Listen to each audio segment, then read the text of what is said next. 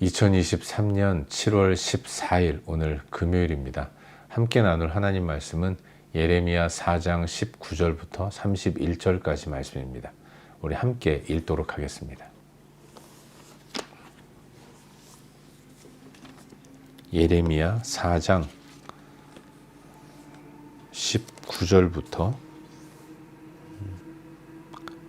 마지막 절인 31절까지 말씀 우리 함께 읽도록 하겠습니다.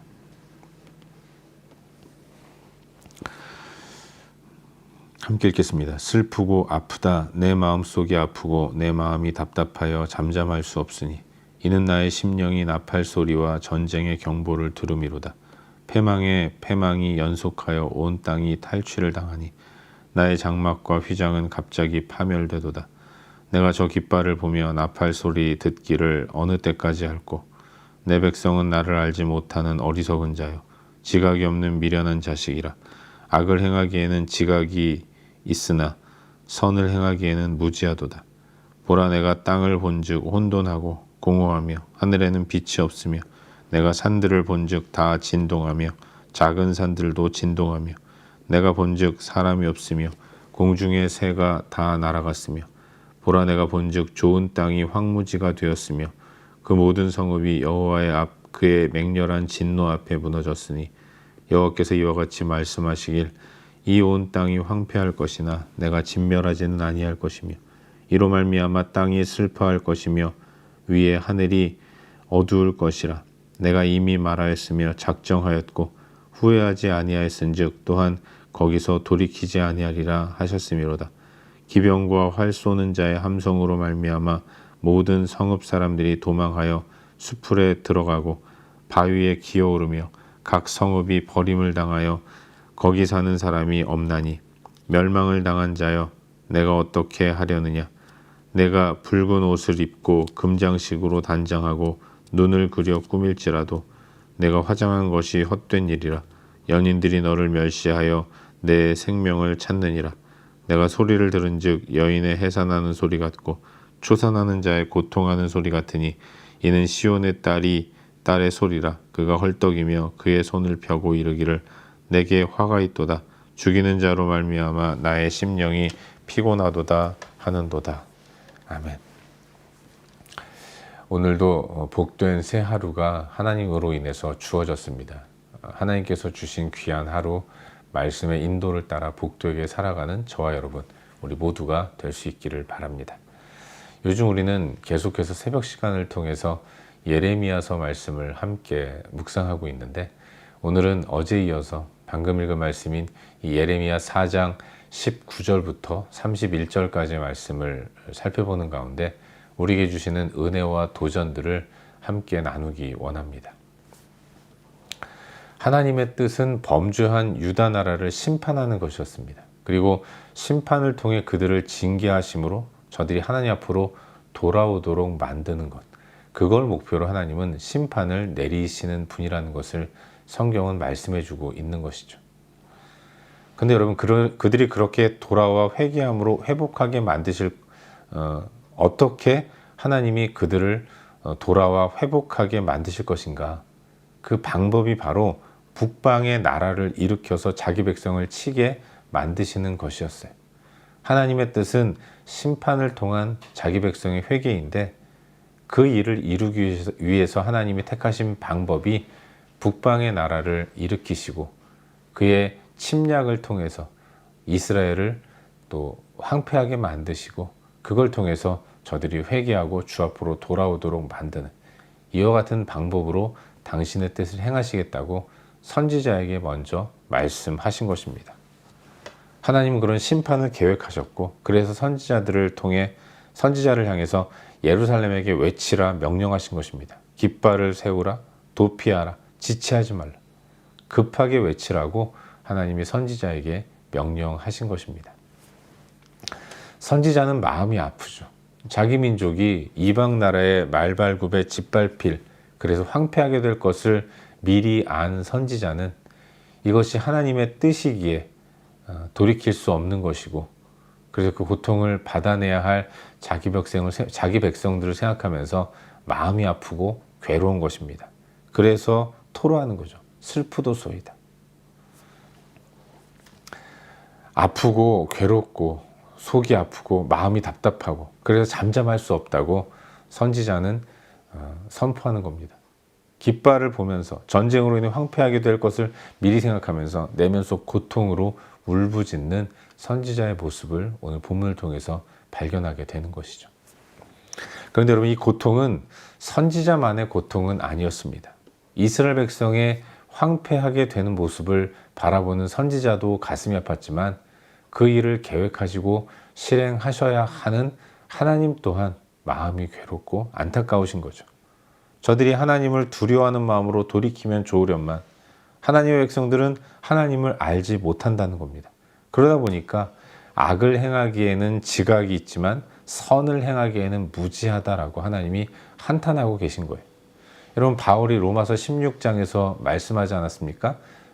선한 데는 지혜롭고 악한 데는 미련하라. 이게 하나님 백성의 모습이어야 하는데 오늘 본문 속에 등장하는 유다의 현실은 이와는 정반대인 거죠.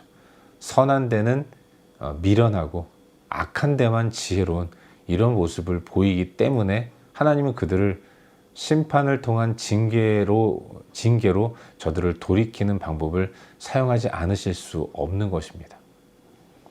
하나님의 심판의 도구로 사용될 북방의 공격으로 인해 황폐하게 될 예루살렘 모습이 어떠할 것인가를 23절 이하에서 보여주고 있습니다. 그것은 곧 혼돈과 공허와 암흑이라는 겁니다. 산이 진동하고 요동합니다. 도대체가 사람이 없는 황량한 모습으로 예루살렘이 변하게 될 것이다 라고 하나님은 말씀하세요.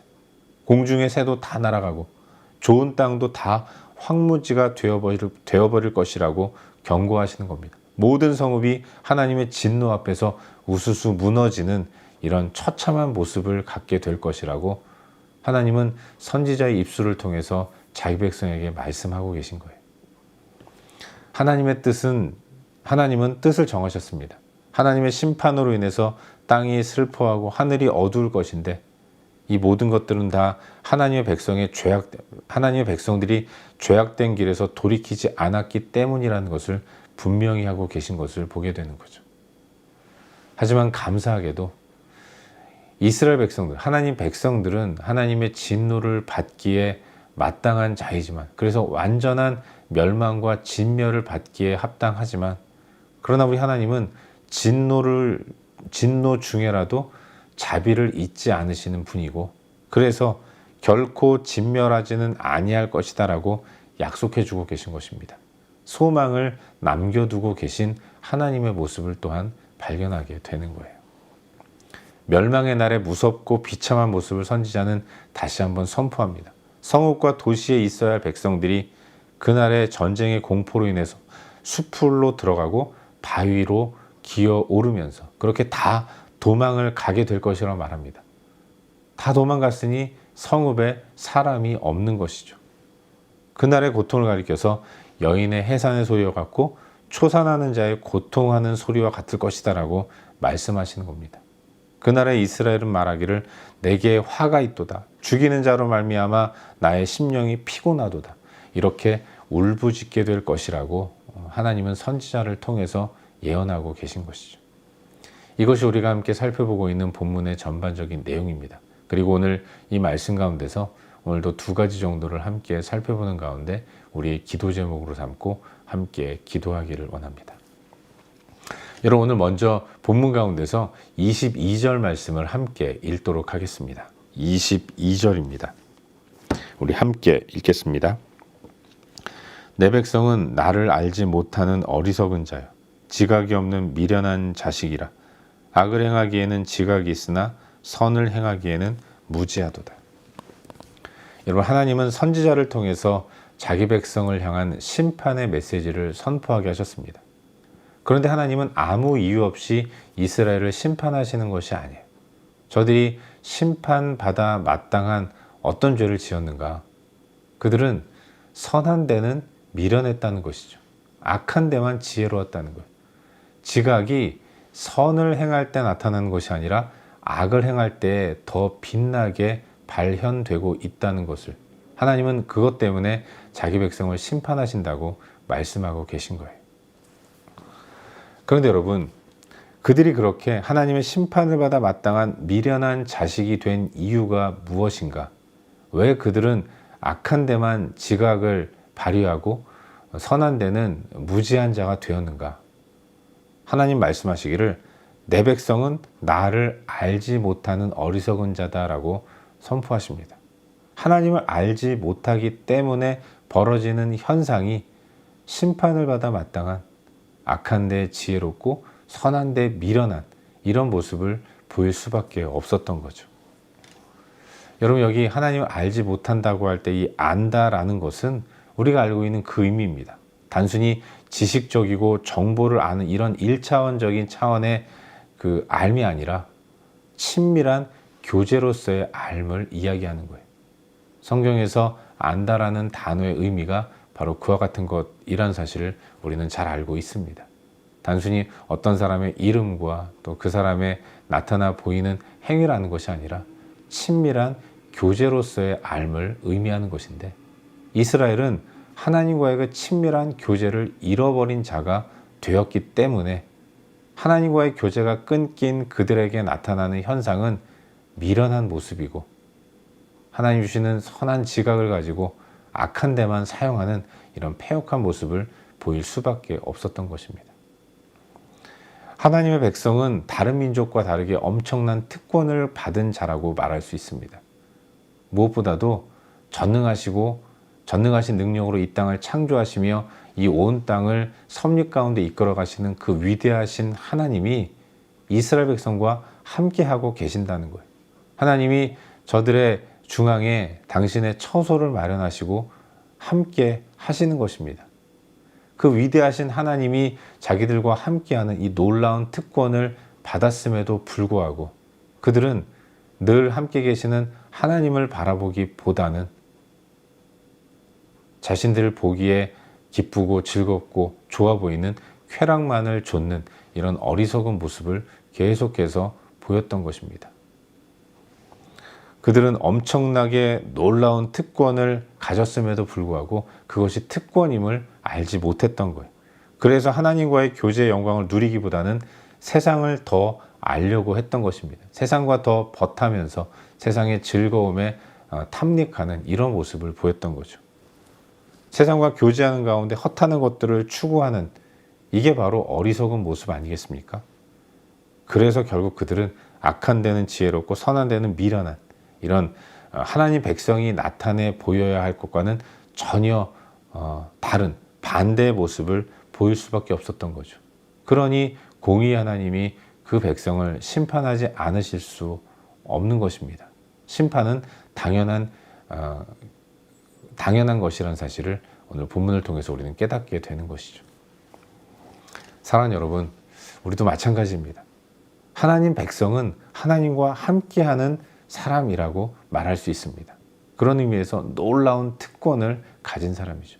여러분, 이스라엘 백성들이 하나님과 시내산에서 언약을 맺은 이후에 하나님이 저들과 함께 하시기 위해서 당신의 성막을 그들 처소에, 그들 진영 중앙에 두셨습니다.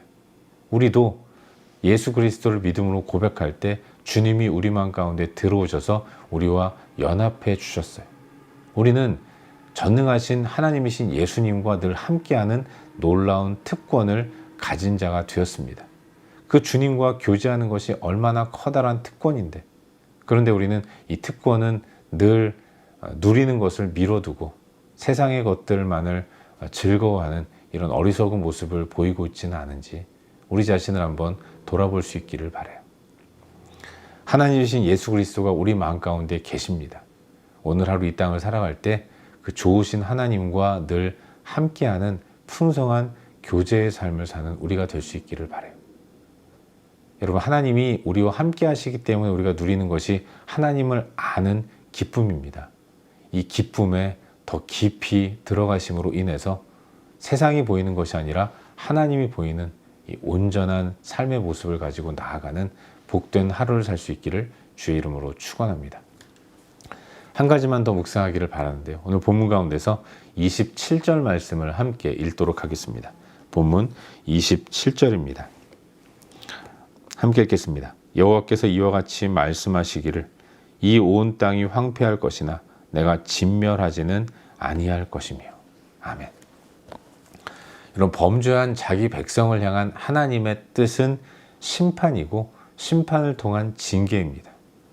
그런데 하나님의 심판과 징계는 혼돈과 공허로 뒤덮인 땅을 만드는 무서운 결과를 가져오게 된다는 거예요. 그런데 참으로 감사한 것은 우리 하나님은 진노 중에라도 긍휼을 잊지 않으시는 분이라는 것입니다. 하나님은 심판을 명하셨지만 그 심판으로 인해서 진멸하지는 아니할 것이다 라고 말씀하시는 거예요. 비록 진노하시지만 진노 가운데서도 마지막 소망을 남겨두시는 분, 그분이 바로 우리가 믿고 섬기는 우리의 하나님이신 것입니다. 사랑하는 여러분, 하나님은 어떤 분이십니까? 하나님은 소망을 남겨두시는 분인 거예요. 회복할 수 있는, 재기할 수 있는, 다시 일어날 수 있는 여지를 늘 마련해 주시는, 진노 중에라도 긍휼을 잊지 않으시는 좋으신 분이라는 사실, 우린 그걸 잊지 말아야 하는 것이죠. 바라기는 오늘 하루 우리들의 삶이 진멸하지 않으시는 하나님의 그 은혜로 인해서 소망을 굳게 붙들며 나아갈 수 있기를 바랍니다. 언제든 돌이키면 받아주시는 하나님, 아니 이미 용서해 주신 그 하나님의 은혜를 기억하면서 세상에 빠져있는 우리의 모습들을 이제는 청산하고 주 앞으로 돌아와서 진노 중이라도 긍휼을 잊지 않으시는 그 자비의 하나님을 느끼고 주님과 더 친밀한 교제의 자리로 나아가는 그 교제 가운데서 풍성함을 누리는 저와 여러분, 우리 모두가 될 수 있기를 주의 이름으로 축원합니다. 기도하겠습니다. 함께 기도할 때 오늘 주신 말씀 붙들고 기도하기로 하는데요. 하나님, 오늘도 주의 자비와 긍휼을 붙들고 나아가게 하여 주시옵소서. 소망을 주시는 하나님을 굳게 붙들고 소망 가운데 살아갈 수 있도록 도와주시옵소서. 하나님과의 친밀한 교제의 삶을 누리며 살아갈 수 있도록 도와주시옵소서. 이 시간 주신 말씀 붙들고 함께 기도하기로 합니다. 또 기도할 때 우리의 중보가 필요한 여러 영역들을 위해 기도하시고, 그리고 각자 개인적인 기도 제목 가지고 기도하시다가 일상의 삶의 자리로 나아가도록 하겠습니다. 함께 기도합시다.